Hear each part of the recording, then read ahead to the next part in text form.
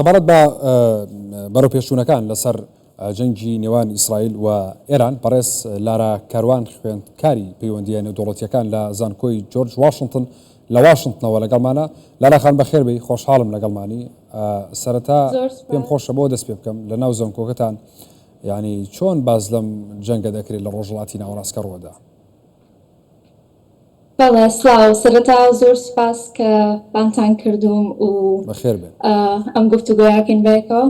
لە ناو زانکۆی ئێمە بەگشتی زۆربەی خوێندکارەکان دژی جەنگن و هەر ئەم جەنگەنا لە ساڵانی داهاتووە بەگشتی لە ئەمریکایە خەڵک دژی جەنگ بوون، دژی جەنگی عێراق بوون، دژی جەنگی ئەفغانستان بوون، هەتا خەڵک لەوە تێناگەن کە ئەمریکا بۆچی لە سووریایە و بەگشتی ڕا لەسەر ئەوەیە کە شەڕا بگیرێت و خەڵک داوا لە ئەمریکا ئەکەن کە بە ئیسرائیل کە فشار بخاتە سەر ئیسرائیل کە هێرشەکانی ڕابگرێت. زۆر باش. لە دوانەکانی ترامپ چۆن باز دەکرێت؟ ڕۆژێک لە دوانە دژبەیەکەکانی، ینی ڕۆژێ باسی ئاگربەز دەکا، ڕۆژێ باسی جەنگ دەکا، ڕۆژێک دەڵێ بێ براوە هەبێم جەنگە بەردەوام بێ، ڕۆژێک دەڵێ ناتوانین ئیسرائیل ڕابگرین، هەر ڕۆژی قسەیەکە و لێ دوانی دژبەیەکی هەیە بۆ خۆی. ینی چۆن باز دەماکرێت لەو زانکۆیە؟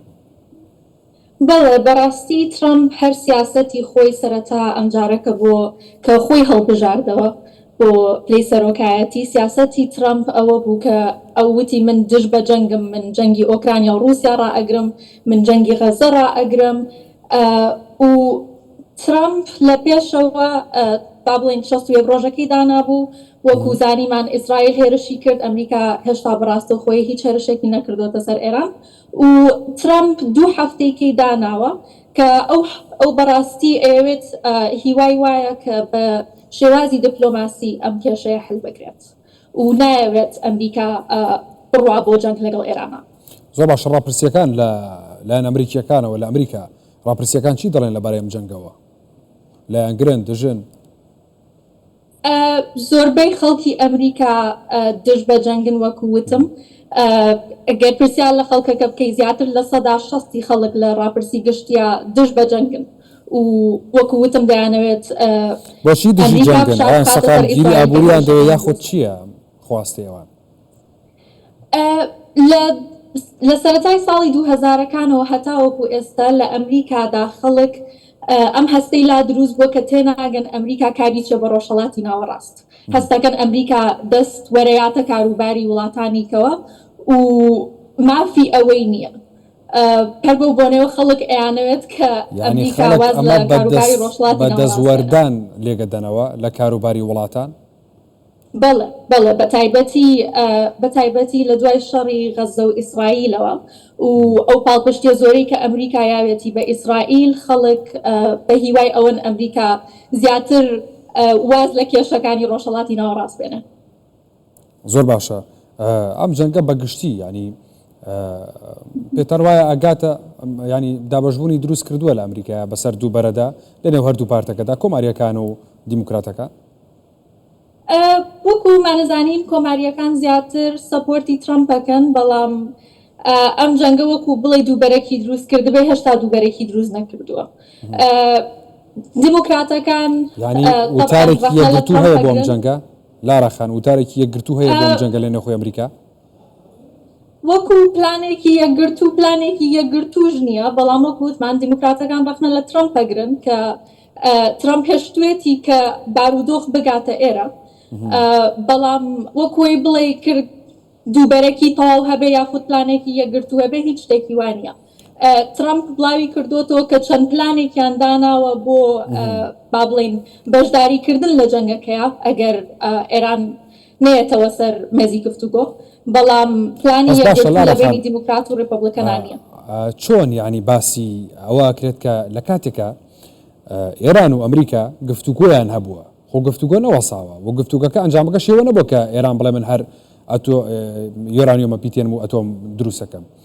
یعنی گفتوگۆ هەر هەبووە پێش ئەوەی کە کۆتایی بە گفتوگۆ بێت یاخۆ تیژ لە ئارایە نەبووە، ئیسرائیل هێرشی کردوتە سەر ئێران. یعنی ئەمە چۆن لە ئەمریکایە باسەکرێت لە کاتێکا گفتوگۆ لەگە ئەمریکا بۆ ئێستا ئەمریکا جارێکی تر سەرۆک ترامپ بڵێ ئەبێ بگەڕێنەوە سەر مێزی گفتوگۆکردنەوە بە گفتوگۆ چارەسەر بێ. بۆچی گفتوگۆی سەرەتا تێک درا؟ ئەمە چۆن باسەکرێت؟ کێ تێکیدا؟ ئەوەی ڕاستی بێ لە ئەمریکا با بڵێن ئەوانەی کە لایەنگری ئیسرائیلەکەن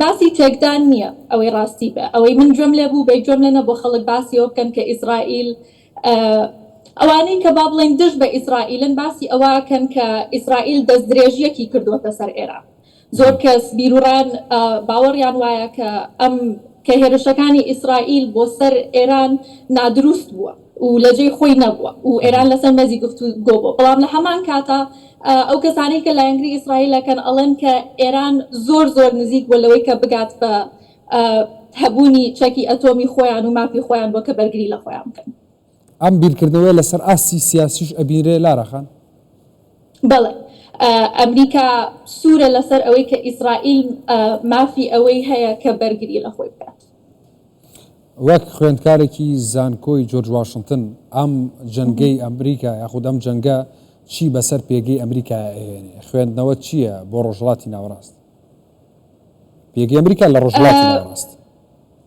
ئەوەی ڕاستی بێ ئەمریکا ترامپ هەر بەتەما بۆ لە ڕۆژهەڵاتی ناوەڕاست بێتە دەرەوە بەڵام لە ئێستادا شتەکان زۆر زیاتر دێتە ناوە ترامپ بەتەما بوو لە سەرەتای حکومەکەیە کە هاتە سەر با بڵێن هاتە سەر حکوم پلانی وا بوو کە زیاتر لە ڕۆژهەڵاتی ناوەڕاست بێتە دەرەوە کە با بڵێن بۆ نمونە ئەسکەری ئەمریکی کەم کاتەوە لە سووریا بەڵام وەکووە بینین زۆر باش بووی نەکراوە شتەکان و دیار نییە لەم دوو هەفتەی داهاتووە چی ڕوویانەوەی ڕاستی بێت زۆر با بڵێن چاودێران ئەڵێن کە لەوانەیە ئەمریکا فشار بخاتە سەر ئیسرائیل کە هێرشەکانی بوەستێنێ بەڵام هیچ شتێک دیار نییە لە ئێستادا هیچ دەنگۆیەک هەیەوەی کە ینی باز لەوە کرا ئیسرائیل داوای هاوکاری لە ئەمریکا کردووە بۆی کە لە هێرشکردنیشا لەگەڵ یا هاوکار بێ ئەمە لە ئەمریکا چۆن باسەکرێ ئایا وایە ئەم بابەتە بەڵێ وەکو وتم سەرۆک ترامپ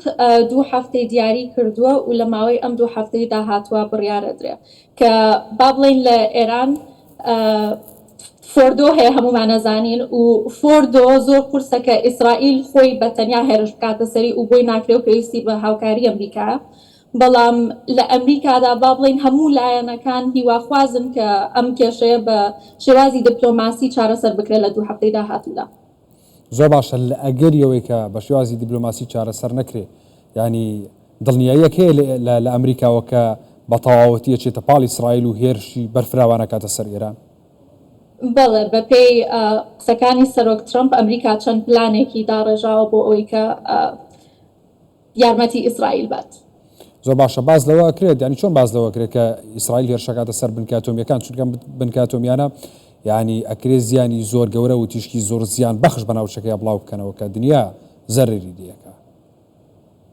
ڕاستە هەر بۆیەشە کە چەکی تازە ئەو هینانە ئێستا چەکی بەقوەتتر هەیە و چەکی پێشکەوتوتر هەیە کە ناتوانێت ئەو زیانە گەورەیە بخاتەوە کە با بڵێن لە هیرۆشیمە و ناگاساکی ڕوویداوە بەڵام لە هەمان کاتە ئەمە